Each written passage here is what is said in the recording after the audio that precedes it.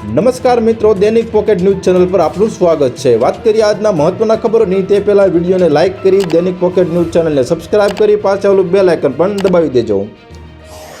દાહોદમાં ખાતરની અછત વચ્ચે મોટા ઘટસ્ફોટથી સમગ્ર વિસ્તારમાં હડકંપ મચ્યો છે।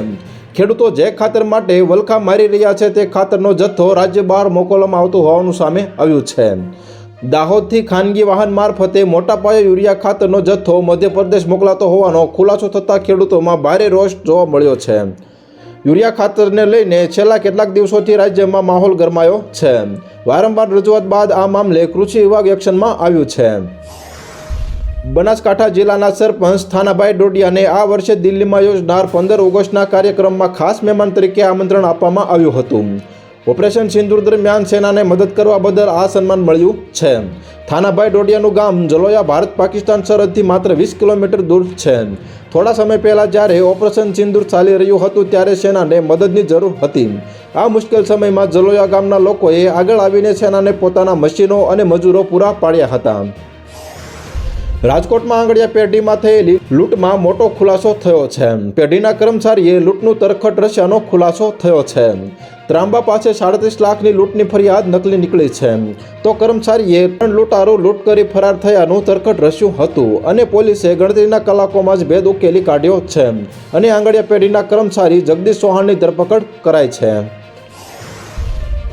અમદાવાદના રાણીપ બસ સ્પોટ ખાતે રાજ્યના વાહન વ્યવહાર મંત્રી હર્ષ સંઘવી દ્વારા 51 નવી એસટી બસોનું લોકાર્પણ કરવામાં આવ્યું છે। આ નવી બસોમાં ઓલ્વો, સ્લીપર અને ડિલક્સ બસોનો સમાવેશ થાય છે।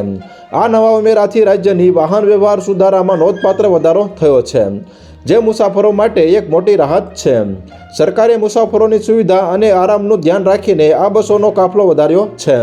આ બસોના કારણે રાજ્યના દૂર સુદૂરના ગામડાઓને પણ સિટી સાથે જોડવામાં મદદ મળશે। ગુજરાત સરકારે રાજ્યની ધોરણ 1 થી 8ની તમામ શાળાઓમાં 360 ડિગ્રી સર્વગ્રાહી મૂલ્યાંકન માળખું લાગુ કરવાનો મહત્વનો નિર્ણય લીધો છે।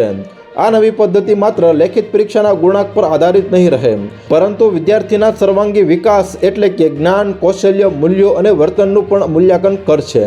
નવી રાષ્ટ્રીય શિક્ષણ નીતિ 2020 અને રાષ્ટ્રીય અભ્યાસક્રમ માળખામાં માર્ગદર્શન હેઠળ લેવાયેલો આ નિર્ણય શિક્ષણને પરીક્ષા કેન્દ્રિત બનાવવાને બદલે જીવન માટે જરૂરી કૌશલ્યો વિકસાવવા પણ ભાર મૂકશે। મોવિયા ગામમાં રહેતા 32 વર્ષના એક યુવાને ગઈકાલે બપોરના સમયે પોતાની વાડીમાં ઝેરી દવાના ટીકડા ખાઈ લઈ અને બાદમાં પોતાના મિત્રને ફોન કરીને જાણ કરી હતી। ત્યારબાદ મિત્ર અને તેના પરિજનો વાડીએ પહોંચ્યા હતા અને યુવકને તુરંત ખાનગી હોસ્પિટલે ખસેડવામાં આવે તે પહેલાં રસ્તામાં જ તેનું મોત નીપજ્યું હતું। યુવાને કયા કારણે આ પગલું ભરી લીધું છે તેની તપાસ ચાલી રહી છે। અરબી સમુદ્ર અને બંગાળની ખાડીમાં વરસાદી સિસ્ટમ સક્રિય થવાને કારણે સૌરાષ્ટ્ર, મધ્ય અને દક્ષિણ ગુજરાતના ઘણા વિસ્તારોમાં ભારે વરસાદ પડી શકે છે। આ સિસ્ટમની અસરને કારણે જોરદાર પવન પણ ફૂંકાશે। ઓગસ્ટમાં ગુજરાતમાં ફરી વરસાદનો બીજો રાઉન્ડ શરૂ થઈ શકે છે। ઓગસ્ટ મહિનામાં ગુજરાતમાં સર્વત્ર હળવાથી મધ્યમ વરસાદની આગાહી કરવામાં આવી છે। કેટલાક જિલ્લાઓમાં ભારે વરસાદની આગાહી પણ કરવામાં આવી છે। ભારતથી એક દિવસ પહેલાં પાકિસ્તાનમાં સ્વતંત્રતા દિવસ ઉજવવામાં આવ્યો હતો। સ્વતંત્રતા દિવસની ઉજવણી દરમિયાન પાકિસ્તાનમાં એક મોટો અકસ્માત થયો હતો। કરાચીમાં હવાઈ ફાયરિંગ કરવામાં આવ્યું હતું, જેમાં 3 લોકોના મોત થયા હતા। જીવ ગુમાવનારાઓમાં એક વૃદ્ધ અને એક છોકરી સહિત કુલ 3 લોકોના મોતના સમાચાર છે। તે જ સમયે આ ફાયરિંગમાં 60 લોકો ઘાયલ પણ થયા છે। ઉત્તર પ્રદેશના હાપુર જિલ્લામાંથી એક ખૂબ જ ચોંકાવનારો વિડીયો સામે આવ્યો છે, જેમાં હાપુરમાં એક ભાઈએ તેની બહેનને તેના બોયફ્રેન્ડ સાથે રેસ્ટોરન્ટમાં પકડી લીધી હતી। આ પછી ભાઈ અને તેના મિત્રોએ બંનેને જોરદાર માર માર્યો હતો। છોકરીના ભાઈએ હાથમાં લોખંડના સળિયાથી તેમને જોરદાર માર માર્યો હતો। આ ઘટનાને કારણે રેસ્ટોરન્ટમાં લાંબા સમય સુધી અરાજકતા અને ગભરાટનું વાતાવરણ રહ્યું હતું। સુરત શહેરના ભાઠેના આજણા વિસ્તારમાં આવેલી એક ઇન્ડસ્ટ્રીના સંચાલકે ગુજરાત ગેસ કંપનીની મુખ્ય લાઇનમાંથી ગેરકાયદેસર રીતે ગેસનું જોડાણ લઈને કરોડોની ચોરી કરી હોવાનો મામલો સામે આવ્યો છે। પોલીસે આ મામલે ઉદ્યોગના સંચાલક વિશાલ પટેલની ધરપકડ કરી છે। તેમની સામે ₹43.80 લાખની ગેસ ચોરીની ફરિયાદ નોંધાઈ છે।